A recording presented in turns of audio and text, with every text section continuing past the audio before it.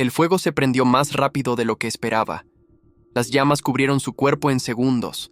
Ella gritó mi nombre, gritó por ayuda, gritó hasta que el humo le cerró la garganta. Y yo me quedé ahí parado, mirando, sin hacer nada, viendo cómo la mujer que me crió se consumía frente a mí. Cadena perpetua, eso es lo que me dieron. Cadena perpetua por quemar viva a mi abuela. A los 17 años me condenaron a pasar el resto de mi vida en prisión. Ahora tengo 18. Llevo un año encerrado. Y me quedan al menos 40 más si tengo suerte. Pero lo más extraño de todo no es la condena. No es que un adolescente haya quemado viva a su abuela. Lo más extraño es que 6 meses después de mi sentencia, la jueza que me condenó apareció en televisión nacional y pidió perdón. Pidió perdón públicamente por haberme condenado a cadena perpetua. La jueza Reyes. Una mujer seria, respetada, con 30 años de carrera. Una mujer que nunca había dudado de sus sentencias. Lloró en cámaras en vivo. Dijo que se había equivocado, que había cometido un error imperdonable, que yo no merecía estar aquí. ¿Y saben qué? Sigo aquí de todas formas, porque una disculpa no revierte una sentencia. Una disculpa no abre las puertas de la prisión. Una disculpa no me devuelve mi vida. Solo es una disculpa, y yo sigo pudriéndome en una celda. ¿Alguna vez han hecho algo horrible por las razones correctas? ¿Algo que sabían que los iba a destruir pero que sentían que no tenían otra opción? ¿Algo que cambiaría sus vidas para siempre pero que era la única forma de hacer justicia? Yo sí, y por eso estoy aquí. Los medios lo pintaron de todas las formas posibles. El chico que mató a su abuela por dinero. El psicópata adolescente. El monstruo sin corazón que quemó viva a la dulce anciana que lo había criado. Todos me odiaban. Todos decían que merecía morir. Que cadena perpetua era poco. Que alguien así no merecía respirar. Pero nadie sabía la verdad. Nadie sabía lo que había descubierto. Nadie sabía quién era realmente mi abuela. Y cuando la verdad salió, 6 meses después de mi condena, cuando la jueza la descubrió, ya era demasiado tarde. Voy a contar todo. Por primera vez. La historia completa. Lo que descubrí. ¿Por qué lo hice? ¿Por qué la jueza pidió perdón? ¿Y por qué sigo aquí aunque ahora todos saben que tenía razón? Me llamo Yusef. Tengo 18 años. Y esta es la historia de cómo descubrí que mi abuela había asesinado a mi madre. Y de cómo la quemé viva por eso. Mi madre murió cuando yo tenía 5 años. Oficialmente fue un suicidio. Se ahorcó en el sótano de la casa de mi abuela. La encontró mi abuela misma. Llamó a la policía, llorando, devastada, diciendo que no lo podía creer, que su hija había estado deprimida, pero que nunca pensó que llegaría tan lejos. La investigación fue breve. No había signos de lucha. La nota de suicidio estaba escrita con su letra. Todo apuntaba a que se había quitado la vida. Caso cerrado. Mi padre no estaba en el panorama. Nunca lo conocí. Mi madre era madre soltera. Y cuando murió, mi abuela Esther se hizo cargo de mí. Me adoptó legalmente. Se convirtió en mi tutora, en mi única familia. Y fue buena conmigo. O eso parecía. Me crió con amor. Me cocinaba. Me ayudaba con la tarea. Me llevaba a la escuela. Iba a la iglesia todos los domingos y me llevaba con ella. Era devota. Rezaba todas las noches. Era conocida en el vecindario como la dulce señora Esther, la que horneaba galletas para los vecinos, la que ayudaba en caridades, la que nunca hablaba mal de nadie. Todo el mundo la amaba. Y yo también la amaba.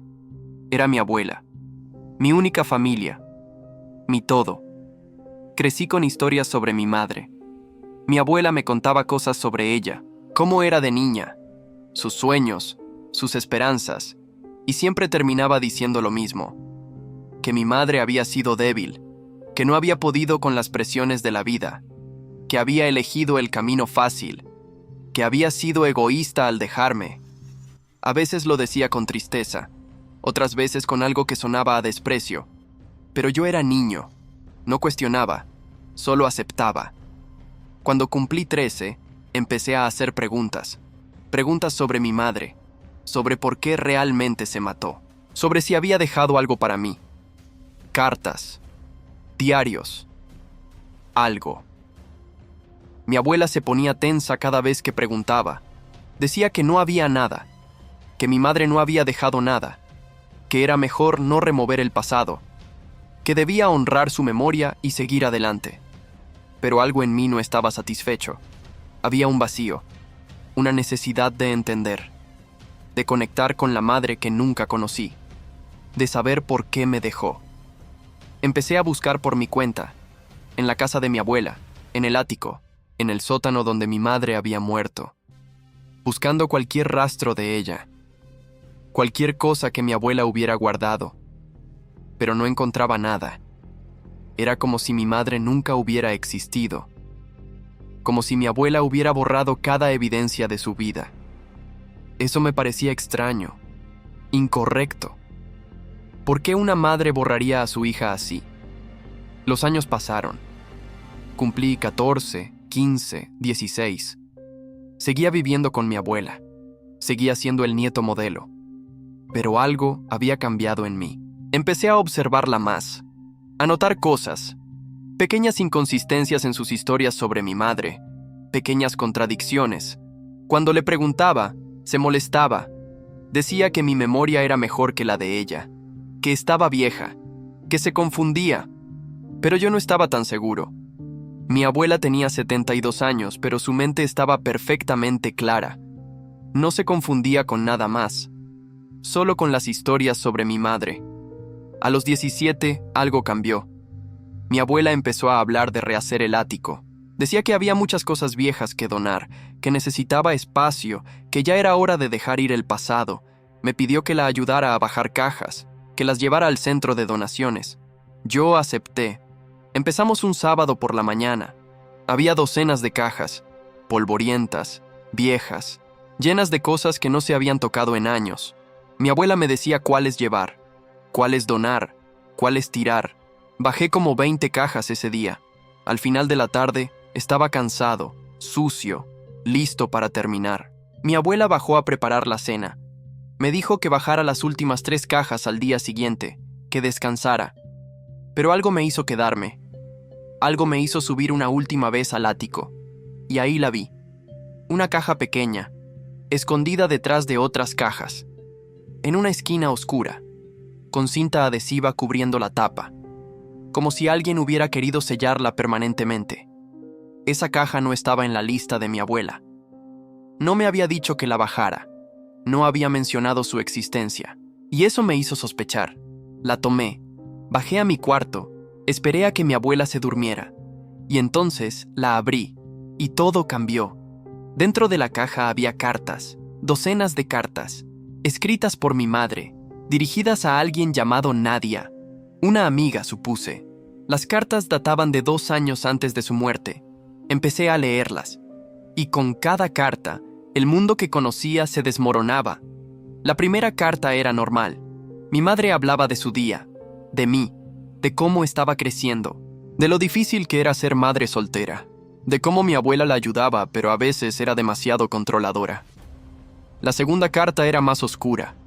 Mi madre hablaba de discusiones con mi abuela, de cómo Esther la criticaba constantemente, de cómo le decía que era una mala madre, que había decepcionado a la familia, que yo estaría mejor sin ella.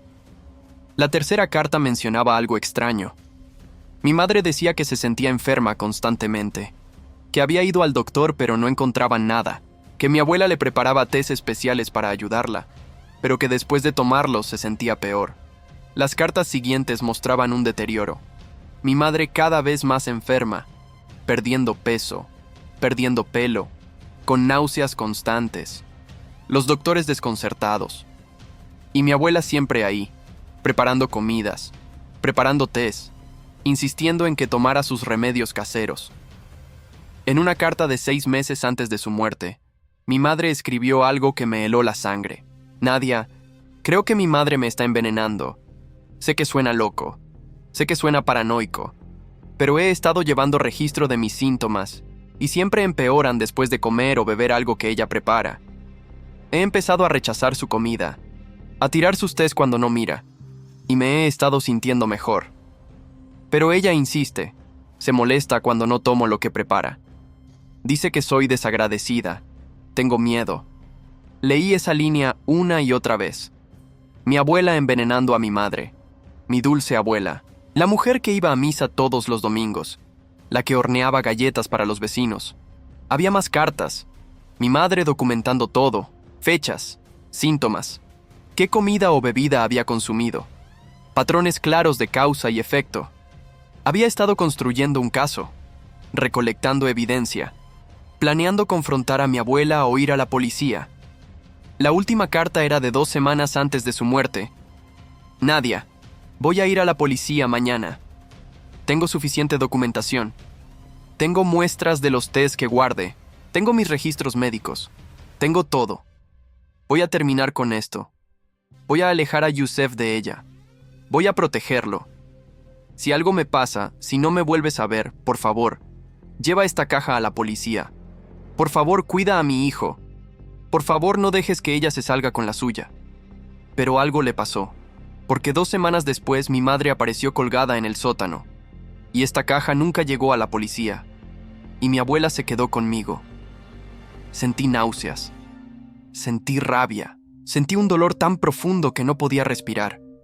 Mi madre no se había suicidado, mi madre había sido asesinada, por su propia madre, por la mujer que me había criado, por la mujer en quien confiaba. Revisé el resto de la caja. Había frascos pequeños, con restos de líquidos, etiquetados con fechas, las muestras que mi madre había guardado. Había copias de registros médicos, mostrando el deterioro de su salud, mostrando visitas al hospital, mostrando pruebas de toxinas en su sistema que los doctores no podían explicar. Y había fotos de mi madre, mostrando su deterioro físico, de mujer saludable a esqueleto en menos de 2 años. Todo estaba ahí, toda la evidencia, todo lo que mi madre había recolectado, todo lo que había planeado mostrarle a la policía, pero nunca tuvo la oportunidad, porque mi abuela la mató primero. Probablemente descubrió lo que mi madre estaba haciendo. Probablemente encontró las muestras, las cartas, y actuó. Hizo que pareciera un suicidio. Escribió la nota, colgó el cuerpo, y lloró lágrimas falsas cuando llamó a la policía, y todos le creyeron, porque era la dulce señora Esther, la devota cristiana, la abuela amorosa. Nadie sospecharía que era capaz de algo así.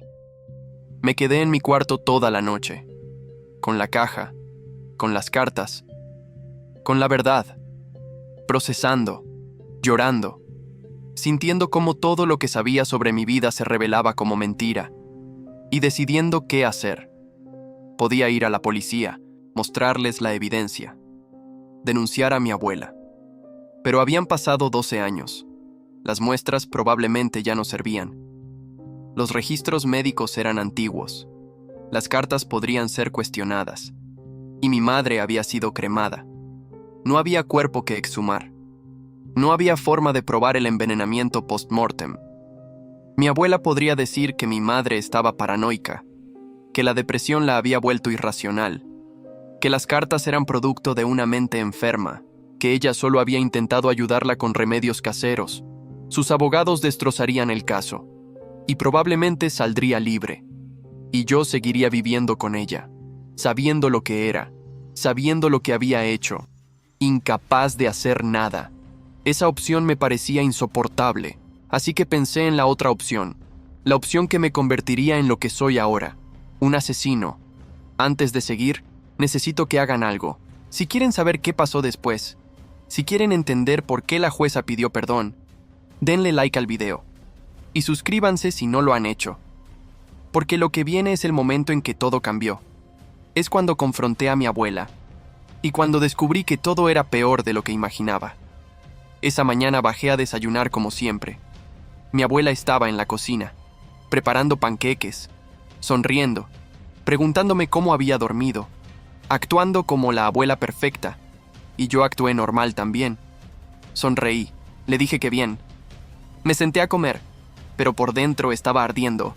Le dije que había encontrado una caja en el ático, una caja que ella no había mencionado. Vi cómo su cara cambiaba, solo por un segundo, un flash de pánico, pero se recuperó rápido. Me preguntó qué caja. Le dije que una caja con cartas. Cartas de mi madre. Su cara se puso pálida. Intentó mantener la compostura, pero pude verla quebrarse. Me dijo que no sabía de qué hablaba, que probablemente eran cartas viejas sin importancia, que debería haberlas tirado. Saqué mi teléfono. Le mostré fotos de las cartas, de las específicas, las que hablaban del envenenamiento. Vi cómo su máscara se caía completamente. Se sentó, pesadamente, en la silla frente a mí, y hubo un silencio largo.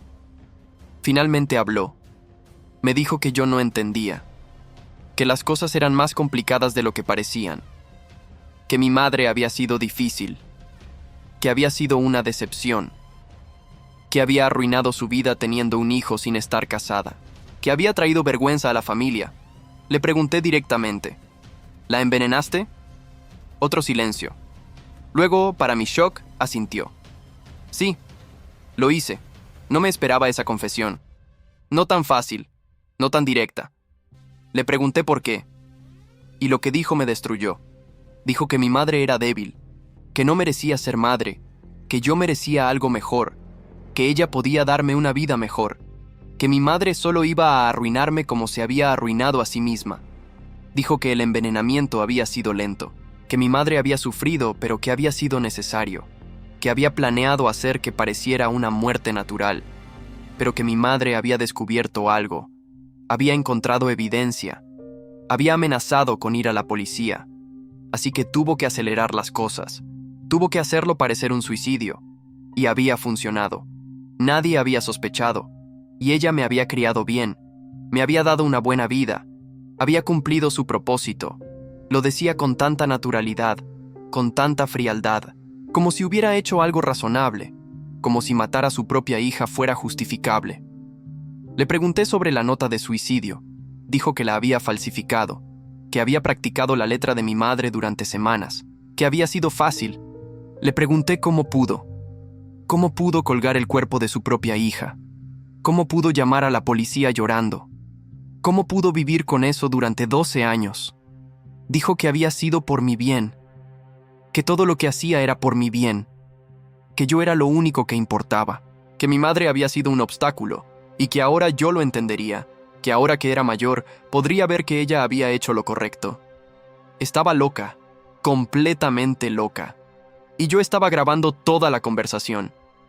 Había activado la grabadora de voz de mi teléfono antes de bajar. Todo estaba siendo capturado, cada confesión, cada detalle, cada palabra que la condenaba. Cuando terminó de hablar, le mostré mi teléfono. Le dije que había grabado todo. Su cara se transformó, de justificación a pánico a rabia.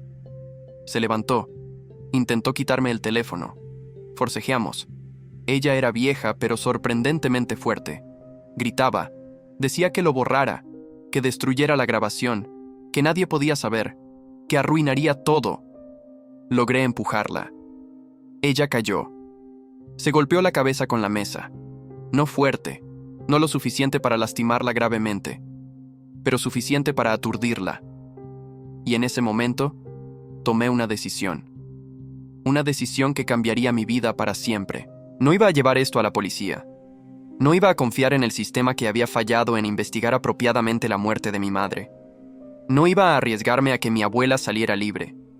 Iba a hacer justicia yo mismo. Mi madre había sufrido. Había sido envenenada lentamente durante 2 años. Había sentido su cuerpo deteriorarse. Había sentido dolor, miedo, desesperación. Y al final, había sido colgada, asesinada, por su propia madre.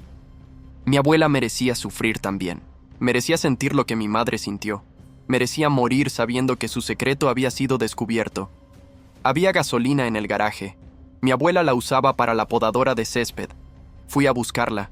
Cuando volví, ella estaba intentando levantarse, todavía aturdida. Vi el bidón. Sus ojos se abrieron con terror. Entendió inmediatamente lo que iba a hacer. Empezó a rogar, a decir que no, que era su nieto, que me amaba, que había hecho todo por mí, que por favor no hiciera esto. Pero ya no era mi abuela. Era la mujer que había matado a mi madre. Y tenía que pagar. Vertí la gasolina sobre ella. lentamente, cubriéndola completamente. Ella lloraba, gritaba, intentaba arrastrarse lejos, pero yo seguía vertiendo. Cuando el bidón se vació, saqué un encendedor. Ella me miraba, suplicante, aterrorizada, y yo sentí nada. No sentí remordimiento, no sentí duda. Solo sentí que estaba haciendo lo que tenía que hacerse. Prendí el fuego. Las llamas la cubrieron instantáneamente, y sus gritos llenaron la cocina. Gritos que nunca voy a olvidar. Gritos de dolor puro. Gritos que duraron minutos que parecieron eternos. No intenté apagarlas, no intenté ayudarla. Solo me quedé ahí, viendo, asegurándome de que muriera, de que pagara completamente. Cuando finalmente dejó de moverse, cuando los gritos se detuvieron, llamé a la policía. Les dije mi dirección. Les dije que mi abuela estaba muerta, que yo la había matado, que vinieran. Llegaron en minutos. Me encontraron sentado en la sala, lejos del cuerpo, tranquilo, esperando. Me arrestaron, y entonces les di mi teléfono. Les dije que escucharan la grabación, que entenderían por qué había hecho lo que hice. En la estación de policía, los detectives escucharon la grabación. Completa. Toda la confesión de mi abuela, todo lo que había admitido, sobre el envenenamiento, sobre falsificar la nota de suicidio, sobre colgar el cuerpo, todo. También les mostré las cartas, los frascos con muestras, los registros médicos, toda la evidencia que mi madre había recolectado. Les expliqué todo, cómo había encontrado la caja, cómo había confrontado a mi abuela, cómo había grabado su confesión y cómo, después, había decidido matarla. Los detectives me miraban con expresiones complejas, entendían por qué lo había hecho, podían ver la evidencia, podían escuchar la confesión, pero yo había cometido asesinato, premeditado, brutal. Y la ley es la ley. Me asignaron un abogado público, un hombre mayor llamado señor Kimura. Me dijo que la situación era complicada, que sí, tenía razones, que sí, había evidencia de lo que mi abuela había hecho, pero que yo había tomado la justicia en mis manos, que había asesinado a alguien, que eso era un crimen. Me dijo que intentaría argumentar defensa propia, estrés emocional extremo, cualquier cosa que pudiera reducir la sentencia, pero que me preparara para lo peor. Mi juicio comenzó 3 meses después. Los medios lo cubrieron extensamente. Las opiniones estaban divididas. Algunos decían que yo era un héroe, que había vengado a mi madre, que mi abuela merecía morir. Otros decían que era un monstruo, que había quemado viva a una anciana, que nada justificaba eso, que merecía cadena perpetua o peor. Durante el juicio se presentó toda la evidencia. Las cartas, los frascos, los registros médicos, la grabación de la confesión. Mi abogado argumentó que yo había actuado bajo durez emocional extremo, que cualquier persona en mi lugar habría hecho lo mismo, que descubrir que tu abuela asesinó a tu madre justificaba mi respuesta. Pero entonces vino la defensa, no de mi abuela, ella estaba muerta, sino de su patrimonio. Su hermana, mi tía abuela, había contratado abogados. Ellos argumentaron que la grabación no era válida, que había sido obtenida bajo coacción, que mi abuela había estado en shock por el golpe en la cabeza, que probablemente había dicho cosas sin pensar, que no podía ser tomada como confesión real. Argumentaron que las cartas podrían ser falsificadas, que los frascos no probaban nada después de 12 años, que los registros médicos solo mostraban que mi madre había estado enferma, no que había sido envenenada. Argumentaron que el suicidio había sido investigado apropiadamente en su momento, que no había evidencia de asesinato, que yo había inventado toda esta narrativa para justificar matar a mi abuela, tal vez por dinero, tal vez por rabia adolescente, tal vez por enfermedad mental, y lo peor fue que trajeron expertos forenses que dijeron que después de 12 años y una cremación era imposible probar envenenamiento. Expertos en caligrafía que dijeron que la nota de suicidio era consistente con la letra de mi madre. Expertos psicológicos que dijeron que mi madre tenía historial de depresión y que el suicidio era consistente con su perfil. Desmantelaron cada pieza de evidencia. La jueza asignada al caso era la doctora Reyes, una mujer de 50 años, seria, respetada, con 30 años de experiencia. Durante el juicio, ella escuchó todo, vio toda la evidencia, escuchó la grabación. Pero cuando llegó el momento de decidir sobre la admisibilidad de la confesión grabada, la rechazó. Dijo que había sido obtenida bajo coacción, que mi abuela había estado en shock, que no podía ser considerada confesión válida bajo la ley. Sin la grabación, el resto de la evidencia era circunstancial, débil, insuficiente para probar que mi abuela había asesinado a mi madre. Y sin esa prueba, yo no tenía justificación para lo que había hecho. El veredicto fue rápido: culpable de homicidio premeditado con agravantes, asesinato cruel, ensañamiento. La sentencia vino una semana después. La jueza Reyes se paró frente a mí. Me miró y dijo que aunque entendía que yo creía tener razones, la evidencia no era suficiente para probar lo que alegaba. Que yo había tomado la ley en mis manos, que había asesinado brutalmente a una anciana, que eso no podía quedar impune. Me sentenció a cadena perpetua, sin posibilidad de libertad condicional hasta cumplir al menos 30 años. Tenía 17 cuando me sentenciaron.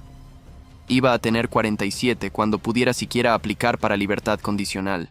Y la jueza Reyes se veía segura de su decisión, confiada, como si hubiera hecho lo correcto. Me llevaron de vuelta a prisión, a una celda, a comenzar mi vida como convicto, y yo acepté mi destino, porque sabía la verdad, sabía lo que mi abuela había hecho, sabía que había hecho justicia, y si el sistema no podía ver eso, era problema del sistema, no mío. Pero entonces, 6 meses después de mi sentencia, algo cambió, algo que nadie esperaba. La jueza Reyes apareció en Televisión Nacional, en un programa de noticias, pidiendo hablar sobre mi caso, y lo que dijo cambió todo. La jueza Reyes se sentó frente a las cámaras. Se veía cansada, demacrada, como si no hubiera dormido en semanas, y empezó a hablar. Dijo que había cometido un error terrible, que había condenado a un adolescente inocente a cadena perpetua, que Yusef no merecía estar en prisión, que ella había estado equivocada. El presentador le preguntó qué había pasado, qué la había hecho cambiar de opinión, y entonces contó su historia. Después de mi sentencia, dijo, algo la inquietaba, algo sobre el caso no le daba paz, la evidencia que había rechazado, las cartas, los frascos, la grabación. Todo tenía demasiado detalle para ser inventado, demasiada consistencia. Decidió investigar por su cuenta. Algo que no debía hacer, algo que iba contra protocolo. Pero no podía dejarlo ir. Contrató un investigador privado. Le pagó de su propio bolsillo, le dio todas las copias de la evidencia que tenía y le pidió que verificara, que encontrara la verdad. El investigador trabajó durante 4 meses. Encontró a Nadia, la amiga a quien mi madre le había escrito las cartas.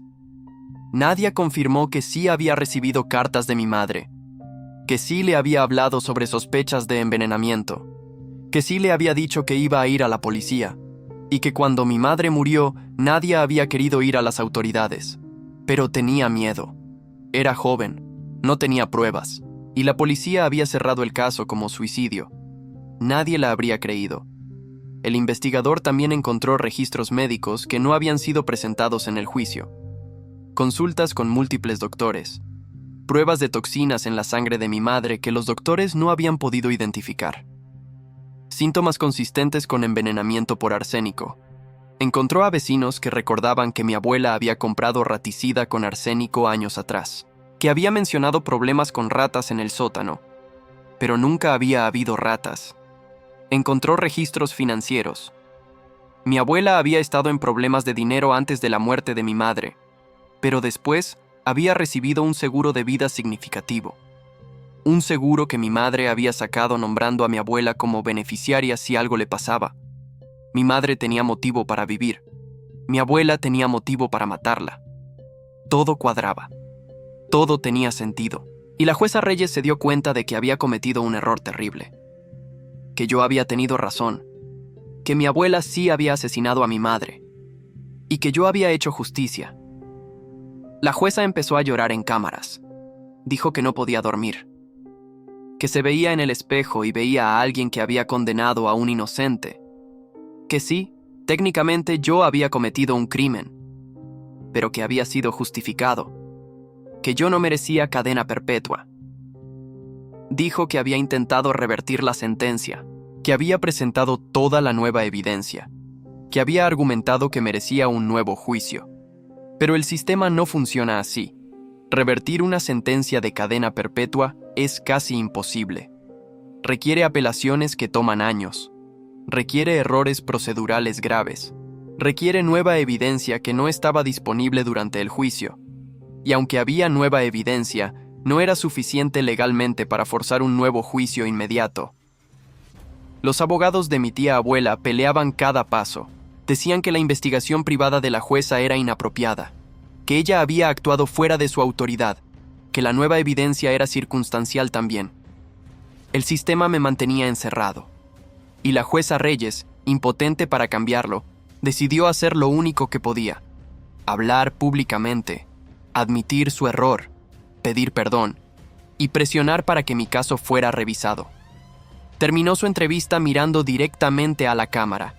Yusef dijo: si estás viendo esto, lo siento. Siento no haber creído la evidencia. Siento haber rechazado tu verdad. Siento haberte condenado cuando tú eras la víctima. Voy a pelear para sacarte de ahí. Lo prometo. Vi esa entrevista desde la prisión. Todos la vimos. Presos, guardias, todos. Y hubo un silencio extraño después, porque una jueza nunca hace eso. Una jueza nunca admite públicamente que se equivocó. Una jueza nunca se disculpa con un convicto en televisión nacional. Pero ella lo hizo, y cambió algo. Los medios explotaron. Mi caso se volvió nacional, internacional. Gente protestando afuera de la prisión, pidiendo mi liberación, diciendo que era injusto, que había sido víctima, que merecía libertad. Otros seguían diciendo que era un asesino, que nada justificaba quemar viva a alguien, que la jueza estaba siendo emocional, que la ley es la ley. Pero algo se movió, lentamente. Organizaciones de derechos humanos tomaron mi caso. Abogados pro bono se ofrecieron. Se presentaron apelaciones. Se pidió revisión. Y ahora, un año después de mi sentencia, sigo aquí, esperando que el sistema que me falló me dé una segunda oportunidad, esperando que la verdad sobre mi abuela finalmente importe, esperando justicia, no para mí, para mi madre, porque ella fue la verdadera víctima. Ella fue quien sufrió, quien murió, quien nunca tuvo justicia, y yo solo intenté dársela, de la única forma que pude. He tenido un año para pensar en todo, un año en esta celda, un año procesando todo lo que pasó, un año preguntándome si hice lo correcto. Y la respuesta sigue siendo la misma. Sí, lo hice. Mi abuela era una asesina. Había matado a mi madre de la forma más cruel posible, lentamente, envenenándola durante 2 años, viendo su deterioro, sin remordimiento. Y cuando mi madre descubrió la verdad, la silenció permanentemente. Hizo que pareciera suicidio, y vivió con ese secreto durante 12 años. Ella no merecía juicio, no merecía abogados defendiéndola, no merecía el beneficio de la duda. Merecía exactamente lo que le di, y si pudiera volver atrás, lo haría exactamente igual. La diferencia es que ahora grabaría mejor, que conseguiría más evidencia antes de confrontarla, que me aseguraría de que el sistema no pudiera ignorar la verdad, pero la mataría igual, porque esa era la única justicia real. Aquí adentro, la gente me trata diferente desde la entrevista de la jueza. Algunos me ven como héroe, como alguien que hizo lo que muchos desearían hacer, como alguien que vengó a su madre. Otros me ven con miedo, con respeto, porque quemé viva a alguien, porque fui capaz de eso a los 17. Los guardias son extraños conmigo, no saben cómo tratarme. Técnicamente soy un asesino convicto, pero públicamente soy una víctima del sistema. He recibido miles de cartas, miles, de gente de todo el mundo, algunas de apoyo, diciéndome que hice lo correcto, que mi abuela merecía morir, que soy valiente, que soy fuerte, que merezco libertad. Otras de odio, diciéndome que soy un monstruo, que merezco cadena perpetua, que voy a arder en el infierno, que mi abuela era inocente y yo inventé todo. La verdad está en algún punto medio. No soy un héroe. pero tampoco soy un monstruo. Soy alguien que descubrió algo horrible y tomó una decisión. Una decisión con consecuencias. Consecuencias que voy a vivir el resto de mi vida. La jueza Reyes me ha visitado 3 veces. Algo sin precedente. Viene con mis nuevos abogados. Revisamos el caso. Revisamos las apelaciones.